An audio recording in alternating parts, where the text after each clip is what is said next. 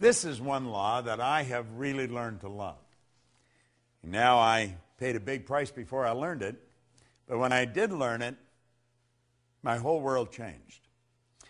And you know, it wasn't until I had studied this material for some time that this law made sense. Let me read you something here that scientists have given to us. These are very bright people. You must understand that 90% of all the scientists that ever lived are alive today. Scientists accept the truth that the body of a human is moved by the mind, that all its functioning is governed by a ruling thought, whether that thought is subjective or objective, whether it's conscious or unconscious. Those who study the mental processes find that all the conditions of the body are created and caused by the mind. It is known that creation in and every form is governed by and subject to a law.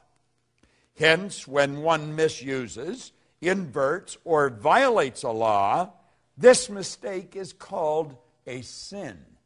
This is interesting. A sin is a mistake, a misunderstanding, and a misjudgment. A mistake is falling short of or disobeying the law, whether that law be mechanical or spiritual. Correction is the only method of adjustment or of appeasing the law. Thus, repentance and forgiveness are the only means available to alter and correct that mistake. I'm Bob Proctor, and I want to talk to you about the law of forgiveness. Now, for a long time, I never understood this. Sin is truly transgression of the law. Now, when I was a little boy, I was sent to Sunday school, like a lot of little boys that grew up in the part of the world where I grew up. And if I didn't go, my older sister would tell. And so I was punished when I didn't go. Now, I also learned that if I said this word or that word, it was a sin, and I was taught that the price of sin was death. Now, I thought that was rather severe, but that's what I grew up with. That was the idea that this little boy learned at a very early age. Now, I was a curious kid, and I was told if I said this or if I did that, it was a sin, and again, the price of sin was death. Well, I thought, I think I'm going to take a bite out of this apple. And I said it, and I didn't die. And I thought, aha, I think I'll try this. And I did it, and I didn't die. In fact, it was fun. So I thought, that mustn't be true. But you know, later on in life, as I started to learn the truth about how the universe operates, the laws, I found out it was true. It was my understanding or perception of what these people were telling me. And that was probably the problem. And it probably was even further than that. It's because of their intention of what they were saying, because I think I was getting what they were saying to me. Well, you see, there's a very basic law of life, and that law says create or disintegrate. We're going ahead or we're going back. Now, disintegrate doesn't mean that you're just going to disappear. You know, when we talk about live or die, that doesn't mean that our heart's going to stop and the blood stops flowing and we're either, incinerated or placed in the ground. That's not what that means. It means that we're either going ahead or we're going backwards. That means things are getting better or they're getting worse. If we violate the law, the price of sin is death. Means things are going backwards. Things are not going to be as good as we want them to be. If we live in harmony with the law, we're going to go ahead. So do you see, sin is transgression of the law. Price of sin is you're going to go backwards. Live in harmony with the law, you're going to go ahead. Now, forgiveness is a phenomenal concept. I never used to think much of it. I thought, forgive, what's it mean? It means let go of completely, abandon. Forgive yourself. You can't change what you did. Do you know there's many people wander around with great feelings of guilt? Guilt is guilt and resentment are two of the most destructive emotions that you'll ever come up with. I was raised with guilt. Now, I've been telling people for years, if it gets to a point where you can't handle a problem that you've got, you should go to a professional. Well, it's like the guy said, I like a chef that'll eat his own cooking. I was raised with guilt, and so I experienced a lot of guilt, and I was having difficulty getting rid of it. And any little thing I did that, that I just didn't think was right, I would have great guilt over it. So I went to a psychiatrist in Southern California, in Century City. And I only went to that psychiatrist 3 or 4 or 5 times, I guess. And I was on my way down the last time that I went, and I realized I didn't have to go anymore. And I phoned him, and I said that I wasn't coming. He said, well, come on down anyway, because I like what you're doing. I want to find out more about what you're doing. And he was able to help me get rid of the guilt. It was all a simple concept of forgiveness. Forgive means to let go of completely. Let it go. Forgiving is a very healthy concept. We've got to learn to forgive ourselves. We've got to forgive others. We have to realize that what we did yesterday, we cannot change. If you did something deliberately wrong, let it go. Forgive yourself. If you did it and you didn't do it deliberately, forgive anyway. Let it go. If someone else has done something to you, don't hold any resentment. Let it go. Now, that doesn't mean that you want to go and give them an opportunity to do it all over again. You may move away from that.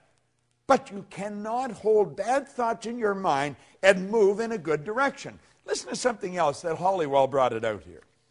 He said, a noted physician talking before a group of other medical people on this very subject of thought being the source of disease was recorded as having said in his concluding remarks, abnormal tumors and cancers are due to a long period of suppressed grief and anxiety. Another way of saying that such diseases are due to a lot of sinful thoughts getting bottled up and suppressed within our minds. If this state is so destroying, it might be wise for us to probe into our own selves and note the effect our emotions have upon the physical organism. Then let us seek by every means at our command to overcome and abandon and forsake every emotional tug that has a debilitating and disturbing effect. Do you know, that's such excellent advice. Do you know, if you go way back, found out we're just absolutely ridiculous. A lot of bad blood comes from wrong thinking. Try and understand this. Everything works from a higher to a lower potential. When you're dealing with electricity, you must work from a higher to lower potential. We don't even know what electricity is, but we do know the laws by which it operates. If you want a greater flow of electricity, put in a bigger bulb, get a bigger transformer. The only limit placed on electricity is the limit that's placed on the form through which it's flowing. Well, it's exactly the same with us. We work from a higher to a lower potential. We go from the thought to the thing. Spirit always manifests through its polar opposite. You go from the non-physical to the physical. You and I have the ability to tap into a non-physical world, a world of thought. And we can choose our thoughts. We can choose any thoughts we want. Do you know, Viktor Frankl was a Viennese psychiatrist, spent the war years in a concentration camp. And he said it was while he was in the camp that he realized that regardless of the physical or intellectual abuse that he was subjected to, no one could cause him to think something he didn't want to think. Do you know that's where attitude begins? Attitude is the composite of our thoughts, which cause our feelings, which express in actions. See, our thoughts, feelings, and actions, when they're all in sync, that's an attitude. Well, we want to have the proper attitude, we're going to live in a healthier body. We want to have the proper attitude, and we're going to enjoy the wealth that we look for. We want to enjoy the proper attitude, and we're going to have the friends that we want. But one basic concept is that you have to forgive yourself, and you have to forgive others. You see, guilt and resentment are without question two of the most destructive emotions that anybody can experience. Of all the laws that you're going to study, this could be one of the most liberating of all of them. Forgiveness. Letting go of. Abandon.